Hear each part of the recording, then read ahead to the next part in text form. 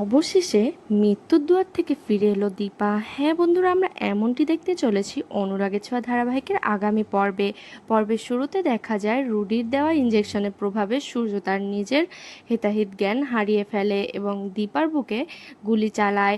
সঙ্গে সঙ্গে দীপা মাটিতে লুটে পড়ে। কিছুক্ষণ পরে ইঞ্জেকশনের প্রভাব কেটে গেলে সূর্য স্বাভাবিক অবস্থায় ফিরে আসে এবং বুঝতে পারে সে কি ভয়ানক ভুলটাই না করেছে। তারপর সে বলে ওঠে, হায় হায়, আমি এটা কি করলাম? আমি তো আমার দীপাকে মেরে ফেললাম। তারপর সবাই মিলে দীপাকে দ্রুত হাসপাতালে নিয়ে যায়। ডাক্তার পরীক্ষা করে জানান এখনো পাস চলছে, মানে উনি এখনো বেঁচে আছে। ওনাকে বাঁচাতে হলে দ্রুত অপারেশন করে গুলিটি বের করতে হবে। এরপর দ্রুত দীপাকে অপারেশন থিয়েটারে নিয়ে যাওয়া হয়। এদিকে সবাই সূর্যকে দোষারোপ করে। রূপা বলে, আমার মা তোমার জন্য কত কিছুই না সহ্য করেছে, কুন্তলা আর রুডির হাত থেকে তোমাদের রক্ষা করেছে, অথচ তুমি আমার মাকে গুলি করলে।